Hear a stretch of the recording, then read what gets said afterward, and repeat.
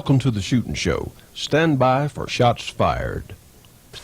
Hello, I'm Johnny Rowland, and welcome to this week's Shootin' Show.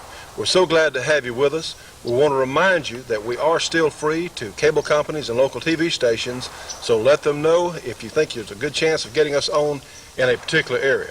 If you have trouble talking to them, have them call us in Shreveport, area 318-222-8515. We have a great show for you today. We're going to feature a couple of cowboy guns. So let's open this week's Shootin' Show with this Ruger Super Blackhawk in .44 Magnum.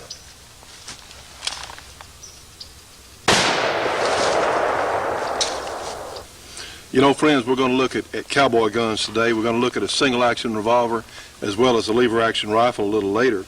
But this is one of the neatest guns that I've had the opportunity to test in some time, and I'll tell you why. This is the new Ruger Super Blackhawk, except the difference in this and most other Super Blackhawks is it has a rounded trigger guard. This one has a 5 1/2 inch barrel. And besides that, it has some real pretty grips on it. Typically on Rugers, you don't find real pretty wood on some of their guns, which certainly has no effect at all on function, but these are real pretty wood. Now, the beauty part about the single-action revolver, and we're going to talk about some other things in a few minutes, but they're so simple and they're so ultra-reliable. You load these guns, you swing the loading gate open, and you load them one bullet at a time. You turn the cylinder, and this is a strong point. It is also a weak point, as in it has to be unloaded one at a time by turning the cylinder and depressing the ejector rod there. But the thing is, these guns are simpler than double-action revolvers. The Rugers especially are almost indestructible. There's nobody really knows what the durability point on one of these Super Blackhawks is, because, to tell you the truth, I've never heard of anyone wearing one out. Now, they're no different from any other machine. Of course, they can be abused, but as far as normal shooting, I can't imagine a stronger handgun. Certainly a repeating handgun, other than maybe a bolt-action short rifle or like an XP100, something like that. But these guns typically, in the Ruger .44 Magnums, they have a little higher velocity. I don't know why. Maybe the chambers are cut tighter. Don't really know why. But this gun, we grouped it the other day at 25 yards with full .44 Magnum loadings, and it shot 6 shots into less than 2 inches. In fact, it was 1.78 inches from a bench rest. And I'll tell you what, that's good performance for a full charge .44 Magnum. And our velocities we're getting on this gun are running about 1,330 feet per second with the 240 grain full charge loading. So it is most impressive. Now, another neat thing about the single actions, especially in the heavier calibers, is you have a rounded grip here. And what happens is when the gun recoils, it actually rolls up in your hand. It doesn't grab the web of your hand here like a lot of powerful double-action revolvers, and you can shoot heavy loads in these guns, and it really doesn't hurt you. And the truth is, in shooting the maximum velocity loads that these guns will take, you're just about as fast with a single action, and we're talking aimed shots. We're not talking just running shots through the gun, but for aimed shots, you're just about as fast with a single action as you are with a double action revolver anyway. So as far as hunting guns goes, in .44 Magnum, truthfully, this is about as good as it gets. You'll have to spend a lot more money to get a gun, let's say, more accurate than these guns typically are, and they're just as rugged. Of course, this one's in stainless steel, and if ever there was a survival gun, if you were off in a hunt, you know, we've heard a lot this winter about people being stranded out in the Rocky Mountains and in the terrible snowstorms and things. Believe me, this would be an excellent gun to have along with you in a survival situation like that.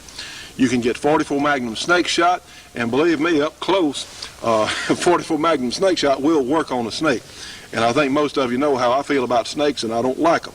And we haven't really had much mail about that from the animal rights people, but if they knew snakes the way we know them here in Louisiana, they might feel a little differently. Anyway, we're going to shoot the gun in just a moment and let you see it in action. Now then, friends, let's watch the gun in full recoil with a full charge .44 Magnum loading. Here we go. You see how it rolls up in my hand, but it didn't hurt. And let's shoot it again. believe me, this thing does have some power. Now, friends, you'll see us use these particular instruments right here pretty regularly on our program. This is a timer, a shooting timer. It's designed to time our speeds in shooting. And of course, this is used in IPSC shooting and all sorts of other things. If you want to see how long it takes you between shots or to get off your first shot, these are great little machines to do that with. This is a Pro Timer from Competition Electronics, and the way it works, I'll turn it on here, and you have a little digital screen here on the front, and we'll press the start button. And it's going to blow the horn in just a moment for a surprise start. And then, with a gunshot or any sharp noise, it will cut itself off and show you just how long that took. So that was 1.45 seconds from the time I clicked it. And of course, gunfire will do the same thing for it. It will literally, every time the gun fires, it will show a different time here. So this is how we find out just, in fact, how fast we are shooting. And it really is an aid. You know, some days I think I'm doing pretty well out here, and you bring the timer down, and it brings you back to reality. It brings you back to the real world. But also, it really helps you develop your speed, and especially for competition shooting of any type, it really is a tremendous aid. And every serious shooter, once you get to an advanced level, or every serious shooting club needs at least one timer, so you have an idea of what you're really doing. A stopwatch is fine if that's all you can afford, it's all you've got. But this will tell you exactly what's going on. Now, friends, I was talking a moment ago about the speed that you can shoot one of these heavy caliber single actions in. Well, we have our Smith & Wesson 41 Magnum down here today. So what we're going to do, we're going to time 3 shots on our paper targets down there with both guns. And in the 41 Magnum, which is not far at all behind a 44, we're going to shoot the 170 grain bullet, moving about 1,300 feet per second out of this particular gun. And then, of course, we're going to be shooting the 44 Magnum with the 240 grain bullets, moving at 1,330 feet per second. And I think you're going to be surprised. Let's look at some actual times. Now then, friends, we have our 3 paper targets here. And as I was talking about a moment ago, we're talking aimed shots here, because your reload is not going to be that fast, but I think you'll be surprised in just how efficient these guns are. So I have the timer on my belt, and it's going to give me the start in just a moment. And let's just see, for aimed shots, we'd like to get our 3 shots in the circle. Aimed shots with the high-powered ammunition, let's see what it looks like. And I'll go ahead and turn the timer on, and it will start me. Check my hearing protection. Now then.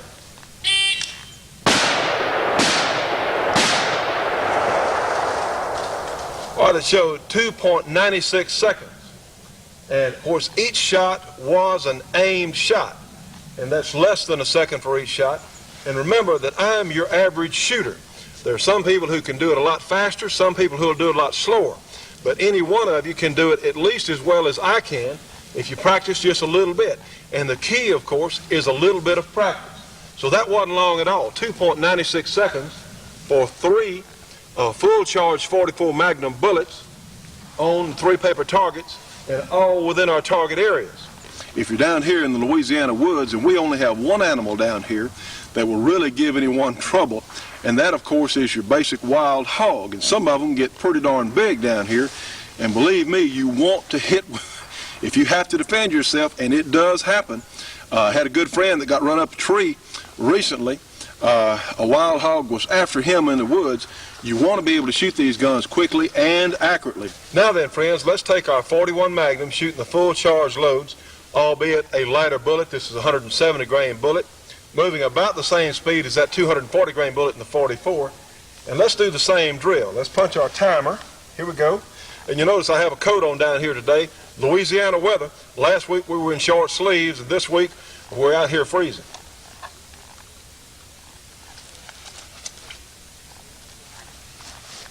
Here we go.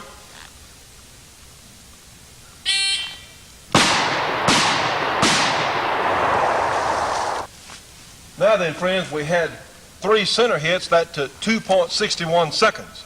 And again, I'm darn sure going to be sure where I'm hitting with that big gun. So it's only about 30 hundredths of a second difference in the 41 in the 4-inch barrel, double action revolver, and the 44 Magnum in single action. And besides, quite a bit more powerful cartridge in the loading we're using. So that's not bad at all. It's 2.61 seconds, and our other one was 2.90 something, which really is not much difference at all. With a little practice, heck, I might be faster with a single action. Friends, I tell you, this is such an impressive handgun for what it is, and we're going to be shooting this some more on coming programs. And tell you the truth, I would like to find out just how good I could get with a single action revolver. They're so durable and reliable, and for what they are, they're not that expensive. Of course, your mechanism is not as complex. You don't have as much to pay for when you buy one of these new guns. And let me tell you what, if this is all you have for home defense, you are not underarmed, because these guns are so reliable and so powerful that you don't need as many shots. I believe I'd rather have this than a multi-shot 9mm, just myself speaking, for all-around home defense. That's me speaking personally. But these guns are really excellent if you just learn how to shoot them. And you know, to learn how to shoot them, what you need to do is go down to the range and shoot them. Because one, you'll find it's fun, it's great entertainment for the whole family, and it's certainly a skill that could save your life one day. It's fast. It's exciting. It's challenging. It's fun. This is the USPSA, United States Practical Shooting Association, the fastest growing sport in America today. If you'd like to become more proficient and confident with your firearm, meet new and interesting people, and compete with thousands around the world, join the USPSA. There's a local chapter near you. Sure, once in a while you get into stuff you shouldn't. And you like to play make-believe, and sometimes you even try to find things on your own. But kids, if you ever find a gun, stop right there. Don't touch the gun, and leave right away to tell your mom, dad, or another adult. You see, guns are not toys. So kids, if you ever do find one, please, don't even go near it. This message is a public service of this station and the National Shooting Sports Foundation. The Shootin' Show will be right back after this break for your local cable company or television station.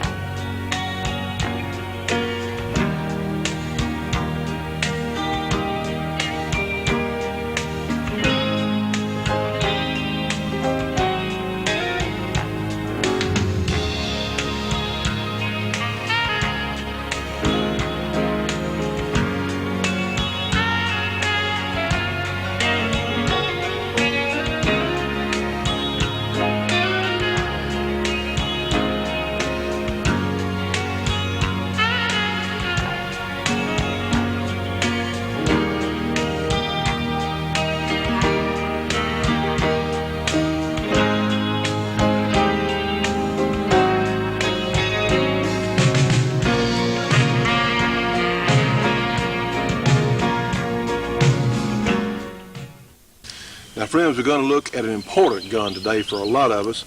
You know, a lot of people out there who watch our program like to shoot. A lot of you don't hand load. And of course, we're going to have a hand loading segment on another portion of our program.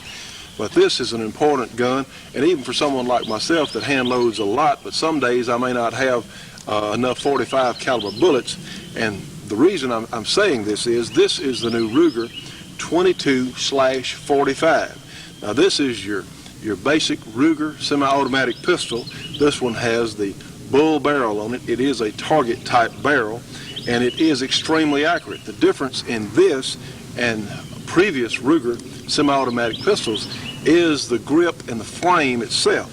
Now, this has a very durable synthetic, some sort of plastic frame, but knowing Ruger, if they put it on a gun, it's going to function and it's going to last.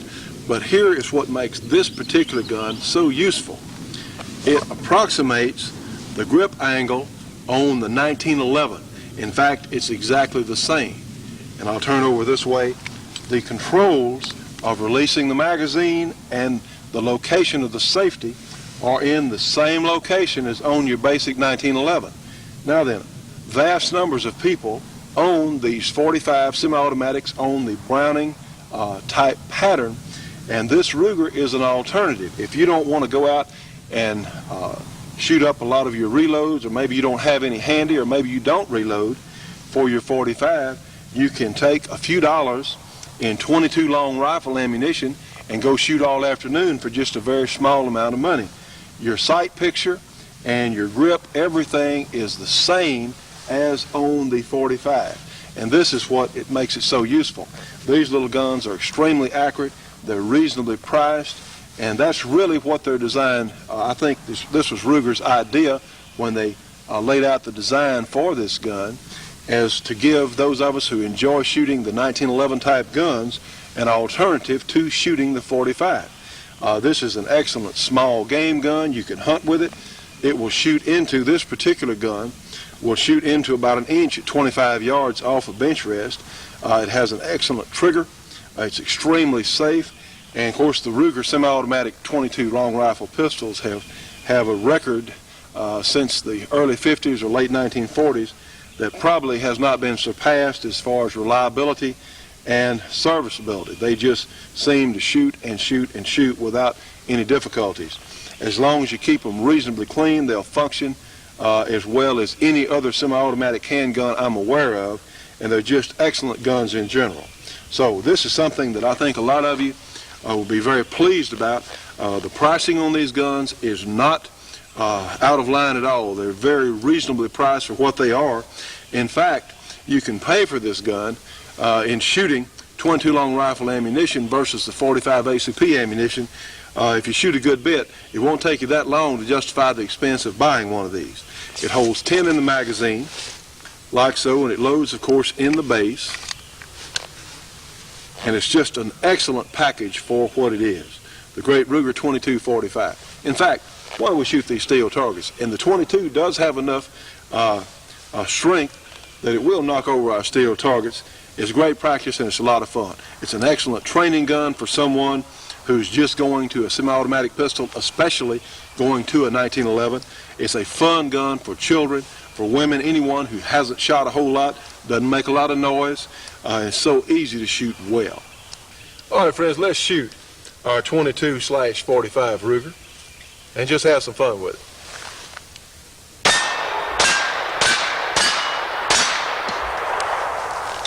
Great gun for the beginner as well as a professional. Now, friends, recently we had an opportunity to talk to U.S. Representative from Louisiana, Jim McCrary. And you know, this is so important, we need to keep these representatives and senators in mind, because this is where our real strength is as gun owners. And I think you'll be pleased with our interview. Johnny, I'm a very strong proponent of Second Amendment rights. I think that the right to keep and bear arms is exactly what it says. Americans ought to have the right to own firearms. They ought to have the right to use those firearms. And I don't see any worthwhile purpose to be served in restricting that right, certainly not any more than we presently do. We already restrict firearms, as you know. You can't just go out on the street or to a store and buy an automatic weapon, a machine gun, if you would. And that's already against the law. And that's a common misconception that people have. But to go any further than that, if you want to restrict handgun sales, I think that's crazy. If you want to put waiting periods on the sale of firearms, I think that's crazy, particularly for people in rural areas. So I'm opposed to any further gun control. I don't think it serves any worthwhile purpose. It certainly, in my opinion, would not cut down on crime. If you outlaw guns, truly the only people who will have guns are outlaws. And you and I both know that outlaws, criminals, don't buy their guns in stores. Most of those guns that they get are stolen from you and me and then resold in the black market on the streets. So that kind of talk, from politicians that say, oh, if we can only outlaw guns, we can get rid of crime. Well, that's not true, and so I'm opposed to that. Well, we sincerely appreciate you taking time to talk to us. I know a lot of our people will be interested and encouraged that we do have a congressman up there who's standing up for our rights. Sure, thank you. And now for this week's feature of Art Alphin, Lieutenant Colonel Art Alphin, retired, that is, from the great A-Square Company, builders of some of the finest high-powered rifles in the world.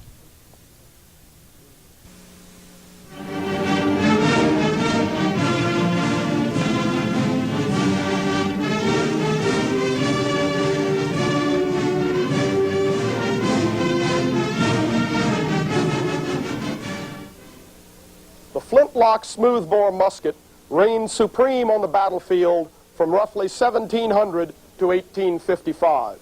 It was supplanted by the rifled musket, which was an outgrowth of two major developments. The first was percussion priming, which I'll cover in a few minutes. The second was the practical harnessing of rifling for general military use.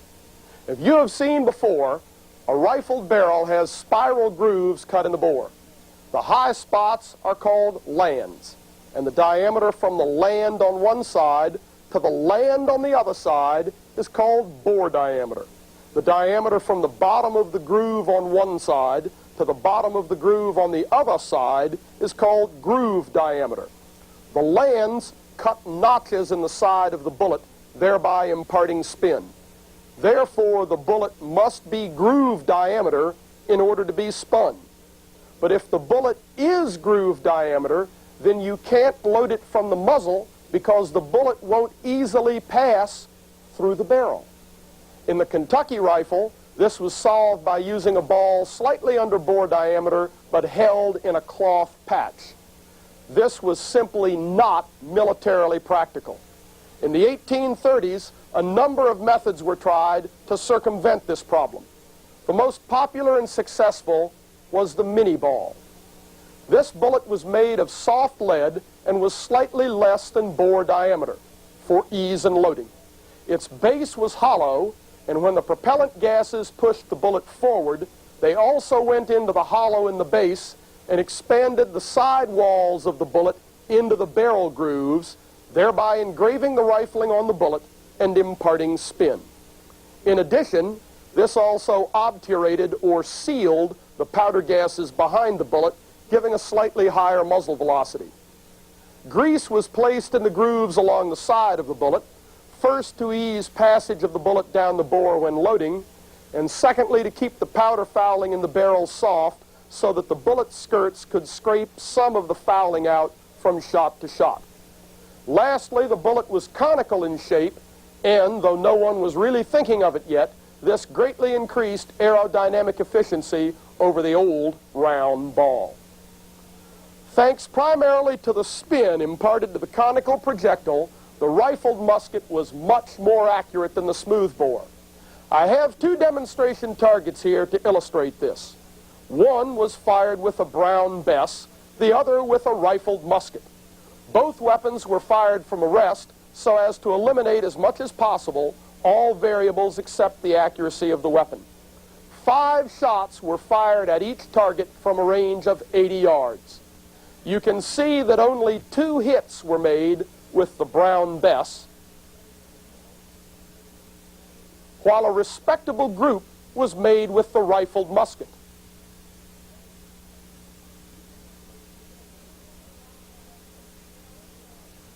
Using the concept of the cone of fire, that is, that the size of a group at any range fits within an angle that in turn will define the size of the group at any other range, you can see that all of the rounds from the rifled musket with a radius at 80 yards of 3.5 inches would fit on a man's torso out to 240 yards, and the probability of a hit out to 350 yards is still quite high.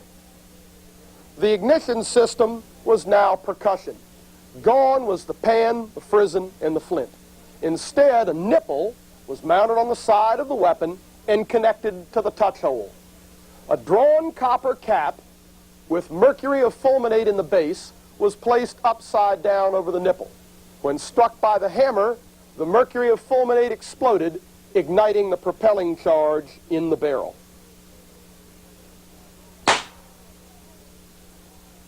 Though not necessarily faster than the flintlock to load, percussion ignition was more reliable and also contributed to the obturation of the powder gases. The obturating effects we have mentioned increased the velocity of the rifled musket from roughly 900 to a bit over 1,000 feet per second.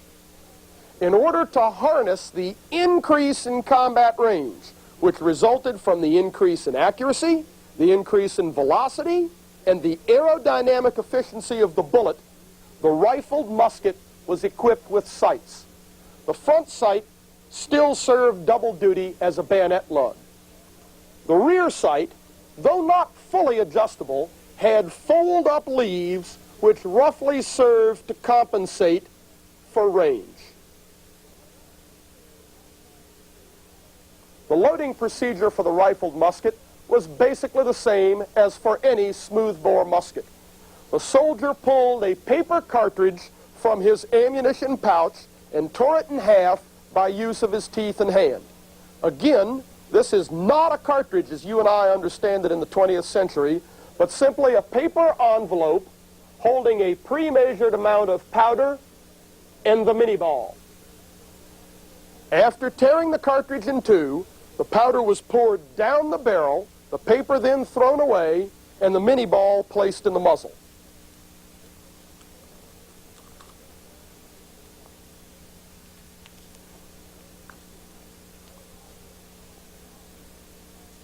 The ramrod was withdrawn from under the barrel, used to seat the mini ball down on the powder, and then returned back underneath the barrel. The hammer was then cocked, a percussion cap placed on the nipple, and the weapon was ready to fire.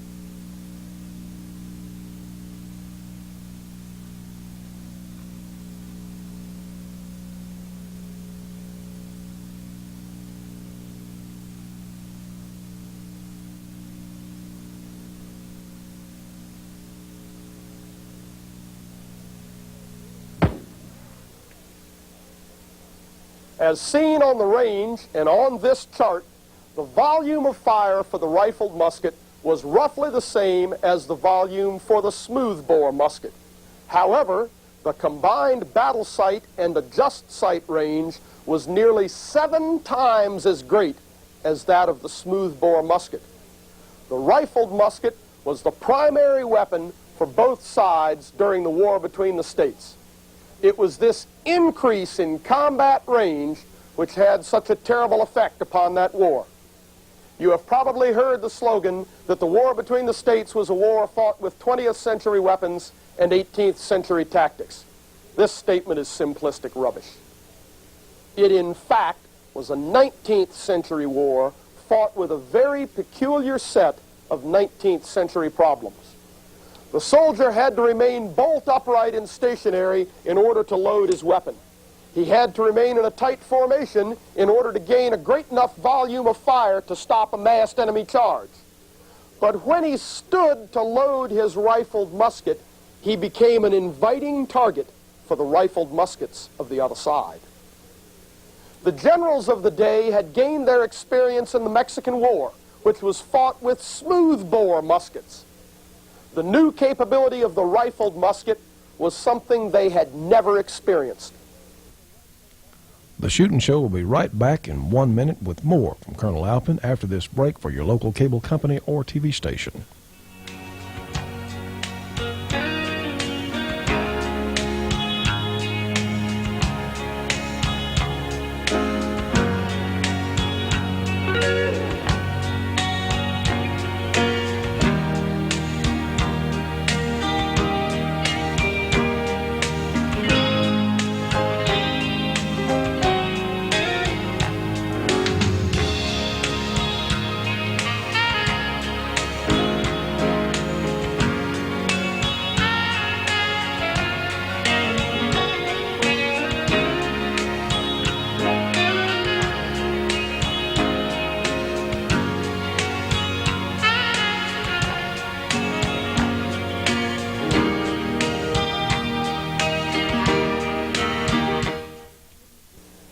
There was some effort to prepare the leaders, but it didn't work out properly. In 1854, a number of competing systems, the mini ball being one of them, were tested in the United States by Colonel Benjamin Huger. His report recommended the adoption of the mini system and was submitted to then Secretary of War Jefferson Davis. To make a long story short, the rifled musket was adopted in 1855, and William Hardee was instructed to modify the drill manuals of the Army in order to account for the new capabilities of the rifled musket. Hardee's solution was to keep the drill basically the same, but by increasing the length of the pace or stride and the number of paces per minute, he had the soldiers cover ground approximately twice as fast as they had under the old drill. Given the emphasis on drill throughout the preceding 150 years, Hardee's new tactics received a great deal of attention and discussion as officers and leaders busied themselves with it. Captain Henry Heff recognized that the greater accuracy of the rifled musket would require different training for the soldier, particularly in the field of marksmanship. He created an entire marksmanship system to include awards for competency. Though portions of it were adopted, it received relatively little attention. In effect, the leaders were starting off brand new. Some worked on solutions to the paradox of being hit by the enemy's rifled muskets when you attempted to load your own.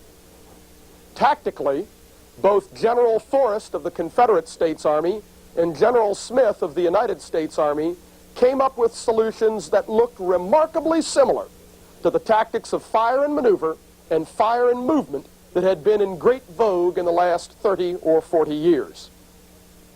Most of the other generals, especially by the end of the war, had learned the value of field entrenchments. In fact, by the end of the war, especially at places like Petersburg, the war between the states resembled the trench warfare of World War I. For example, Robert E. Lee's nickname was the King of Spades.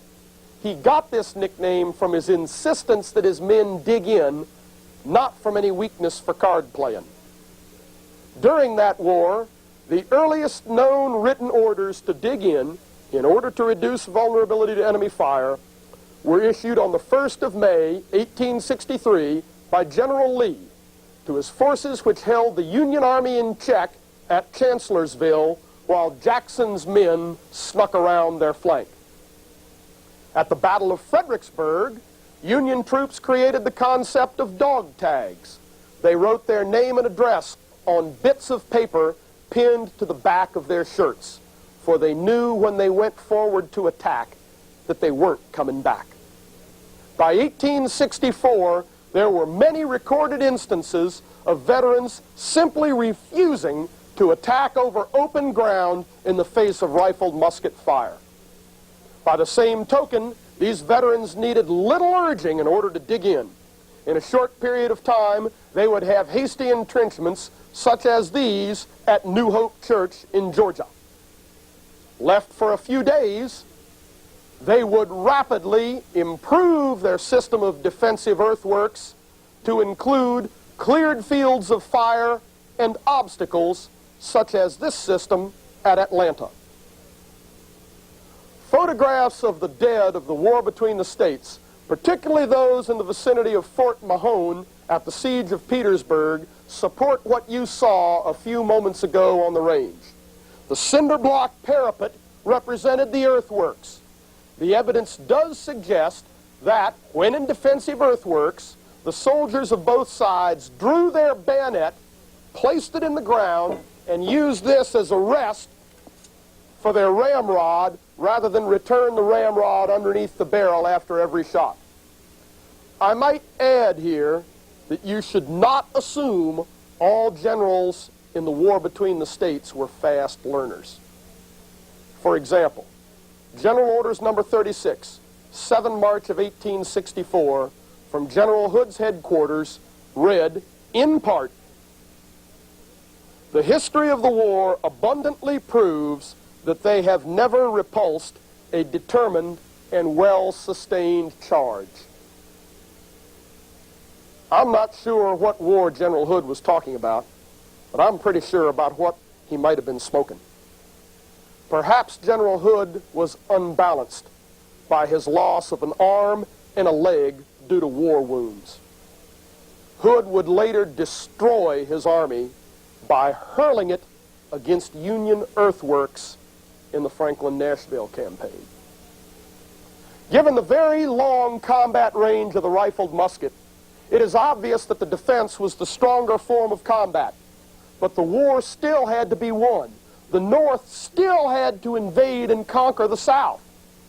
By May of 1864, the North had adopted the strategy of attrition, whereby they would advance on all fronts because they knew they could replace their casualties while the South could not replace theirs. Now, friends, what I have here, and I talked about earlier on the program, cowboy guns, and of course the single actions, we saw that certainly the single actions are competitive if you practice and learn how to use them. Well, this is a Winchester Model 94 in 30-30. Now, on my left hand, we have our SKS, which is a semi-automatic 10-shot 7.6239. Now, this Model 94 is in 30-30 chambering, and both of them shoot comparable bullets. The 30-30 is actually a little more powerful than the 30 caliber Russian, and you probably have a better bullet selection available as long as they're blunt-nosed, of course, for the 30-30. But these two guns are similar in size and length. In fact, one of the manufacturers or importers is calling the SKS, they have one called the saddle carbine. And certainly, you know, the SKS is one of my favorite carbines. They're so simple and easy to use. But you know, in some places in our country, we're in danger of, in fact, some places we cannot own semi-automatic guns of a rifle type or anything like that, or there's going to be some pending legislation that we really have to be concerned about in even owning semi-automatics. So let's take a look at just what the lever action. I tell you what, you're not as far behind with a lever action as some of us might think.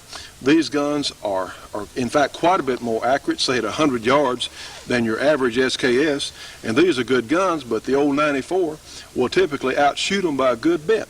And the lever action is easy, it's fast to manipulate. It holds 7 in this particular gun in the magazine, and they're very safe to handle and carry.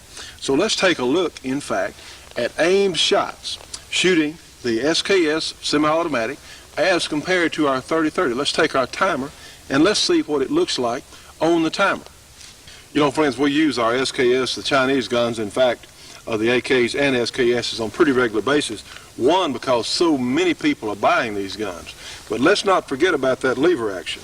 Now, what we're going to do, we're only concerned with aimed shots. Now, anybody at all can take a gun and spray the background of the woods, but we don't subscribe to that at all. It's dangerous, it's foolhardy, and as citizens, we don't have ammunition just to throw away for no reason at all. If, in fact, you had to use one of these guns in a defensive situation for your home, and this is a real concern nowadays, you want to know where every bullet's going. We don't have the luxury of a background or a situation for unaimed, just sprayed shots. So we're only concerned here with aimed shots. Now, our targets, our paper targets, are about 10 yards away, about 35 feet, in fact, it's a little more than 10 yards. So let's take aimed shots, and again, your average shooter here, your reporter, and let's see what it looks like on the timer. So we've got it set. Let's load our SKS, pull the bolt all the way back out, let it go. I'm going to apply our safety. Now then, I'll go ahead and press my timer and get in a ready position.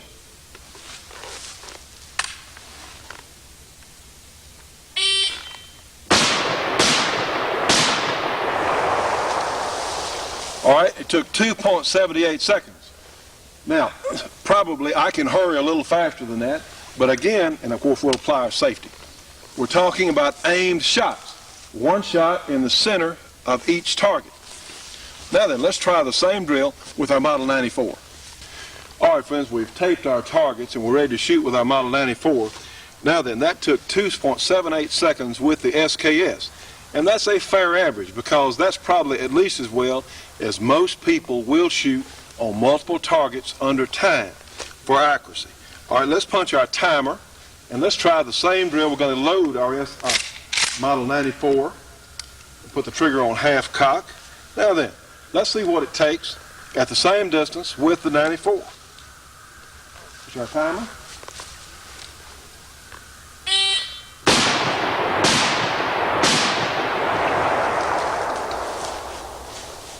And of course we have 3 center hits, and our gun is hammered down on a spent shell. We're going to check it and unload it, in fact.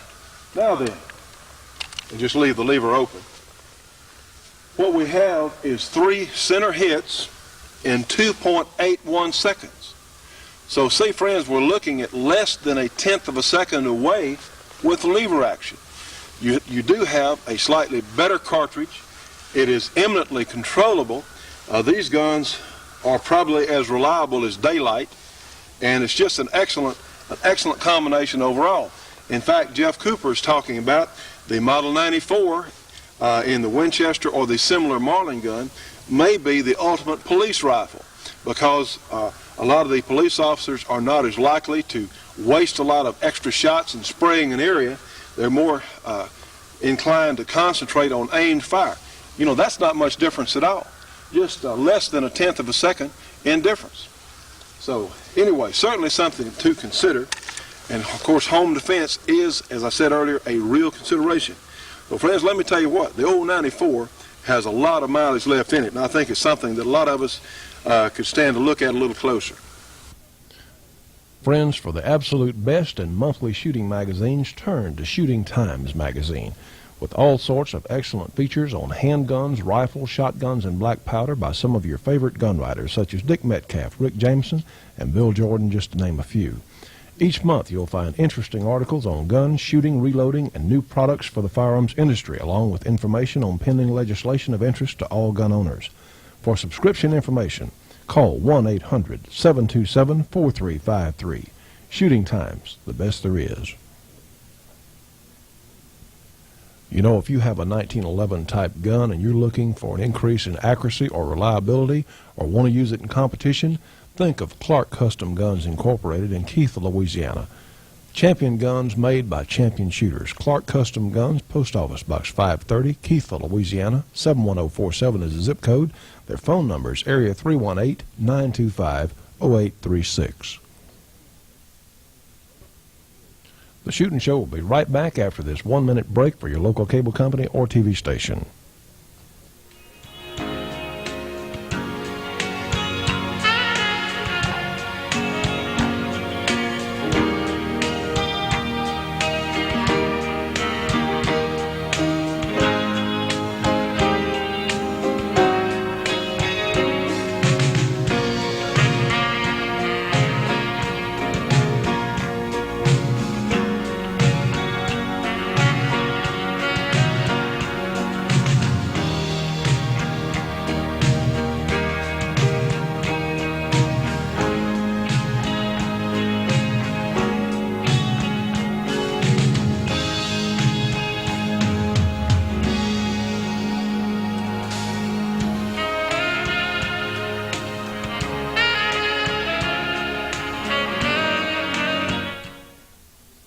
Now, friends, on today's reloading segment, we're going to actually load a 44 Magnum cartridge.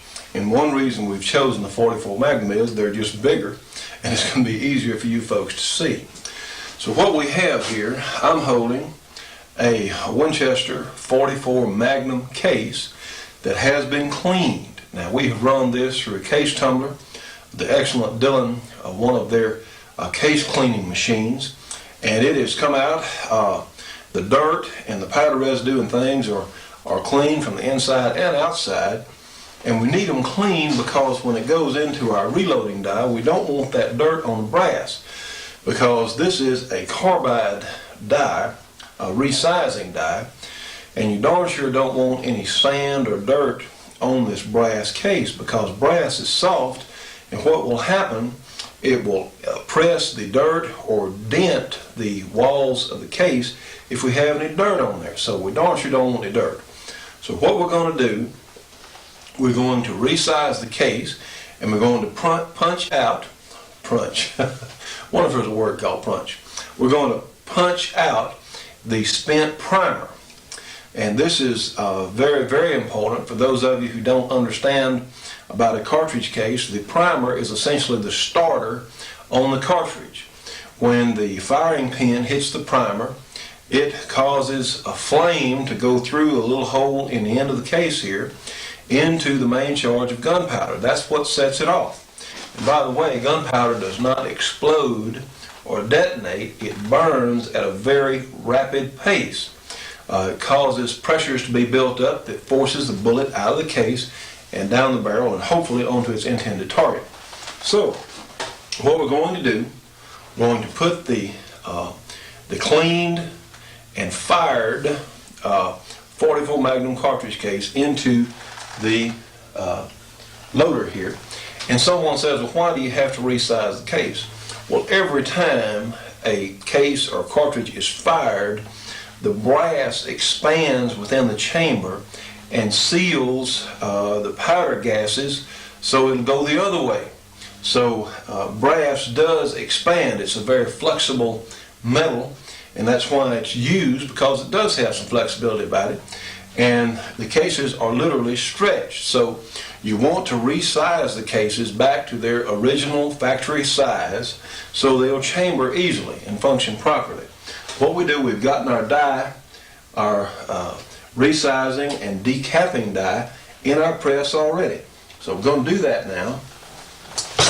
All right, it just punched the primer out. The primer fell out the bottom and came down in a little catcher here. And now we'll bring the case back out of the die. And what we have is a resized and deprimed 44 Magnum cartridge case. Now then, since we're only going to do one, we're just going to load one bullet today, we're going to unscrew the resizing, decapping die out of the press. All right, the next thing we're going to do, we're going to run the die in that will bell the mouth of the case. Now then, the reason we need the mouth of the case belled a little bit is so we can start the bullet. Now, I don't know if you can see this, I hope you can. In a resized case, it is actually slightly smaller than the bullet itself, so it won't go in there. So the next thing we have to do, we have to bell the case mouth so we can start the bullet into the case. So we'll do that right now. Screw the die in there and going to bell it slightly.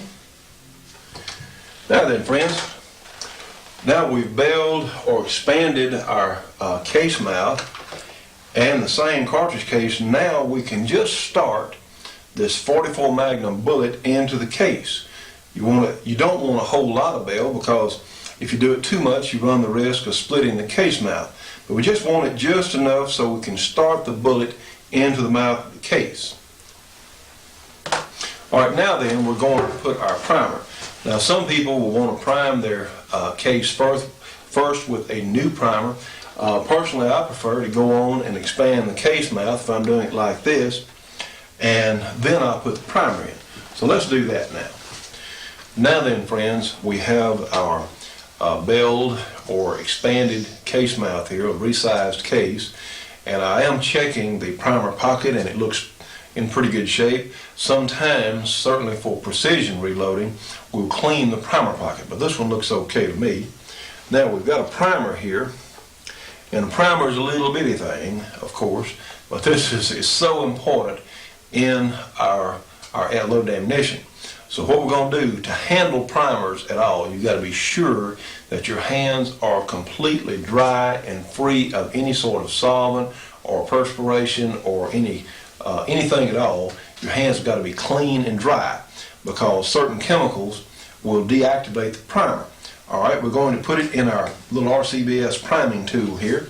Put it right down here where it's supposed to go in the center, and we're going to put our case on top of it, and we're going to squeeze until we feel the primer is seated. Now you can tell by feel when it is seated. You don't want to crush fit. You just want it seated firmly. And of course, it's going to be down below the case head here. It's going to be at least flat with it, possibly just 1/1000th or 2 of an inch below it. Okay, The next thing we're going to do, now we're ready to put our powder in. Now then, friends, what you see here is a powder measure. And this is such an important tool for you. We have to have a powder measure and a scale back over here, and both of these happen to be RCBS units. There are a lot of other good kinds available. There are a number of other good brands and other tools, but this is what we have today. So we have a little funnel here on the bottom of the powder measure. Now then, friends, we've put some Winchester 296. Now remember, this is a 44 Magnum that we're reloading. We're going to use some Winchester 296 powder. All right, we've already got at least half of our powder measure is full. I like to keep at least half of the measure full to keep a fairly equal amount of pressure on the powder that's going to fall out into our cartridge case. So what we do, we've already set it, and this is an upper level hand load for the 44 Magnum. It's safe in my gun. This one happens to be about 24.5 grains of Winchester 296. And we have our scale here. We're going to be sure. What we will do is we'll check our measurements, and let me go ahead and do this. Now then, we're going to put the measure up and down, and that should have released about 24.5 grains of 296 into our case. Now let's go over to our scale, and we're going to check that and be sure. And these scales are typically accurate to plus or minus 1/10 of a grain. And let's see where we are. It takes them just a minute to calm down. I need an electronic loading scale. And I can see by our scale that our loading measure is right on the money. It's just almost exactly 24.5 grains of 296. Now then, friends, what I did, I took the powder off the scale and put it back in the powder measure. We have an empty and reprimed cartridge case here. So we're going to fill the case with our measurement of gunpowder. Now, friends, we're going to put our powder charged case into our press here, and we've screwed our seating and crimping die into the press. So what we're going to do is we're going to now insert our bullet into our slightly belled case mouth, and we will we'll pull the press lever down and seat and crimp our bullet. All right, friends, now we'll lower the ram on our press, pull the lever up, and we have a loaded cartridge. Now, we're not going to talk about different case lengths or any of that today. On the revolver ammunition, there is a cantilever, which is a little groove around the bullet itself. This little groove, which is the cantilever, is where we're going to seat the bullet to. In fact, we'd like to have our crimp, which in the die will roll the belled mouth back into this little groove here, and that will give us our proper length. Now, I like for the case mouth to go about midway or so into the cantilever, because the reason that's there is under recoil, you have to have a crimp bullet, especially in revolvers, with a roll crimp, because under recoil, the other bullets can pull out of their cases when the gun is fired. They'll go forward. So this is what keeps the bullets in the case. Now, there are other types of crimp, the taper crimp and roll crimp, but on revolvers we typically use roll crimps that literally rolls the case mouth into the cantilever. So friends, today we have reloaded our first bullet here on the program, and this gives you an idea, and we'll be going into other things on other shows, but it's really simple. Again, you've got to have that reloading manual, and you've got to be able to read, because this is such a great and safe hobby and a wonderful skill. And for those of us who like to shoot a good bit, this is by far the most economical way to shoot guns, is to do your own reloading. So this is just a starting point, and we're going to go forward from here. But I promise you, this particular 44 Magnum bullet is going to shoot just as well as a factory load because of the care we've taken. So until the next segment, and we'll do something else. Get ready to order the most exciting videotape ever offered on television. It's the best of guns, guns, guns. 60 minutes of action, excitement, and the most amazing display of firearms available on video. Pistols, rifles, shotguns, and machine guns. See Bob Munden, the fastest gun who ever lived. USPSA pistol competition. The Steel Challenge. U.S. Marine Corps weapons. Machine guns from around the world, and lots of surprises. If you like guns, you'll love the best of guns, guns, guns. Available only through this special TV offer. Fast draw competition, hand cannon, Soldier of Fortune firepower, how to shoot fast, and lots more like you've never seen it before in this 60-minute action-packed video. Use your credit card to order toll-free now. Call 1-800-942-8273. You'll receive the best of guns, guns, guns for just $29.95 plus $4 shipping. By ordering now, you'll receive this 28-page gun video catalog absolutely free. So call with your credit card right now, 1-800-942-8273, or send check or money order to 7888 Ostro Street, Suite A, San Diego, California, 92111. Now, friends, we sure want to mention our good friends at Shotgun News in Hastings, Nebraska.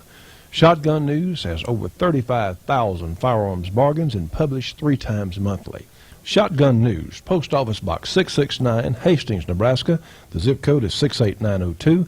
Their phone number is area 402-463-4589. For MasterCard or Visa for subscriptions only, call 1-800-345-6923. Now, friends, if you're a shooter, please think of Britton's if you're anywhere in the Arklatex area here around where we are in Louisiana. Britton's has an excellent stock of reloading supplies and guns and ammunition. They're located at 517 Louisiana Avenue in Shreveport. That phone number is area 318-221-4131. Now, friends, we certainly hope that you've enjoyed today's shooting show and want to remind you now we need your help. Please let those manufacturers and companies out there know that you do watch the shooting show, and if they would buy an advertising spot with us, well, it would help all of us in the long run. We do appreciate your assistance, and we need to let these people know just how important our project is. So until next week, we'll see you again on the shooting show.